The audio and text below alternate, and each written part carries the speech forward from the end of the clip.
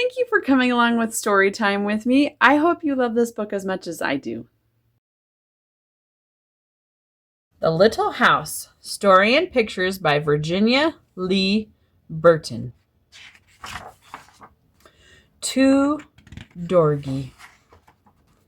This was written in 1942. Once upon a little time, there was a little house way out in the country. She was a pretty little house, and she was strong and well built. The man who built her so well said, "This little house shall never be sold for gold or silver, and she will live to see our great-great-grandchildren's great-great-grandchildren living in her."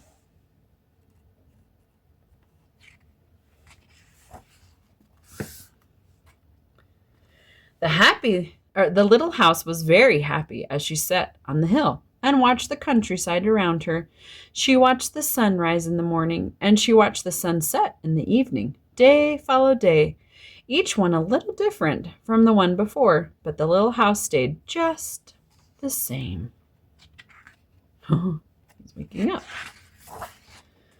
In the nights, she watched the moon grow from a thin new moon to a full moon, then back again to a thin old moon. And when there was no moon, she watched the stars. Ooh, here's the Big Dipper. Way off in the distance, she could see the lights of the city. The little house was curious about the city and wondered what it would be like to live there. Way far away. Time passed quickly for the little house as she watched the countryside slowly change with the seasons. In the spring, when the days grew longer and the sun warmer, she waited for the first robin to return from the south. She watched the grass turn green. She watched the buds on the trees swell and the apple trees burst into blossom. She watched the children playing in the brook. Look how happy she is. It looks like she has a little smile. That brook looks like so much fun to play in. In the long summer days, she sat in the sun and watched the trees cover themselves with leaves and the white daisies cover the hill. She watched the gardens grow, and she watched the apples turn red and ripen. She watched the children swimming in the pool. Oh, that looks like so much fun. See, there's lots more growing. More people are coming and building their farms. In the fall, when the days grew shorter and the nights colder, she watched the first frost turn the leaves to bright yellow and orange and red. She watched the harvest gathered and the apples picked. She watched the children going back to school. Those are pretty fall colors. In the winter, when the nights were long and the days short, and the countryside covered with snow, she watched the children coasting and skating. Year followed year. The apple trees grew old, and new ones were planted. The children grew up and went away to the city, and now at night the lights of the city seemed brighter and closer. They made a little snowman. They're sledding. That looks like fun too. One day, the little house was surprised to see a horseless carriage coming down the winding country road. Pretty soon, there were more of them on the road and fewer carriages pulled by horses. Pretty soon, along came some surveyors and surveyed a line in front of the little house. Pretty soon, along came a steam shovel and dug a road through the hill covered with daisies. Oh, no more daisies. Then some trucks came and dumped big stones on the road. Then some trucks with little stones. Then some trucks with tar and sand. And finally a steamroller came and rolled it all smooth. And the road was done. She still looks a little bit happy. There's some to see. Oh dear. Now the little house watched the trucks and automobiles going back and forth to the city. Gasoline stations, roadside stands, and small houses followed the new road. Everyone and everything moved much faster now than before. No horse and buggy there, just cars. More roads were made, and the countryside was divided into lots. More houses and bigger houses, apartment houses and tenement houses, schools, stores, and garages spread over the land and crowded around the little house. No one wanted to live in her and take care of her anymore. She couldn't be sold for gold or silver, so she just stayed there and watched. Well, she doesn't look as happy anymore. Her smile is small.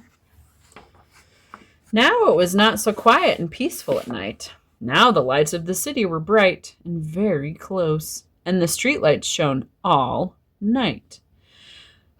This must be living in the city, thought the little house, and didn't know whether she liked it or not. She missed the fields of daisies and the apple trees dancing in the moonlight. She can't even see the stars. The apartment buildings are covering them up for her. Pretty soon, there were trolley cars going back and forth in front of the little house. They went back and forth all day and part of the night. Everyone seemed to be very busy, and everyone seemed to be in a hurry. Now her smile's all gone.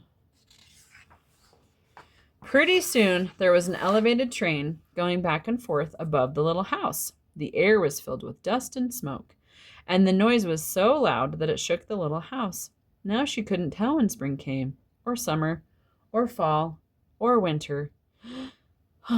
It all seemed the same. Pretty soon there was a subway going back and forth underneath the little house. She couldn't see it, but she could feel and hear it. People were moving faster and faster.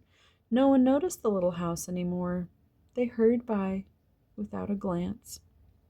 They all look like they're in a hurry getting on the subway and the train. Rush, rush, rush. Pretty soon, they tore down the apartment houses and tenement houses around the little house and started digging big cellars, one on each side. The steam shovels dug down 3 stories on one side and 4 stories on the other side. Pretty soon, they started building up.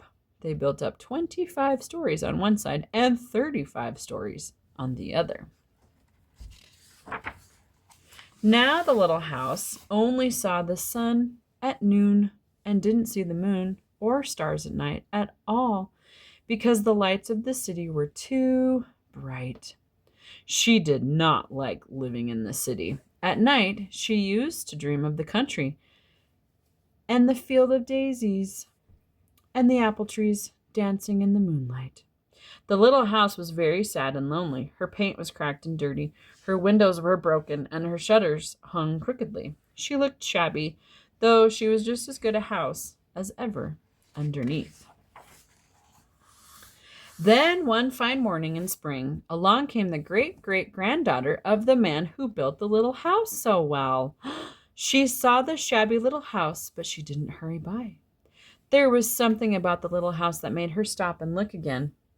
She said to her husband, "That little house looks just like the little house my grandmother lived in when she was a little girl. Only that little house was way out in the country, on a hill covered with daisies and apple trees growing around. They used to be there, and then they disappeared." They found out it was the very same house, so they went to the movers to see if the little house could be moved. The movers looked the little house all over and said, "Sure, this house is as good as ever. She's built so well we could move her anywhere." So they jacked up the little house and put her on wheels. Traffic was held up for hours as they slowly moved her out of the city. Sure and steady wins the race. Yep. At first, the little house was frightened, but after she got used to it, she rather liked it. They rolled along the big road, and they rolled along the little roads until they were way out in the country. When the little house saw the green grass and heard the birds singing, she didn't feel sad anymore. They went along and along, but they couldn't seem to find just the right place. They tried the little house here, and they tried her there. Finally, they saw a little hill in the middle of a field and apple trees growing around. "There," said the great-great-granddaughter. "That's just the place."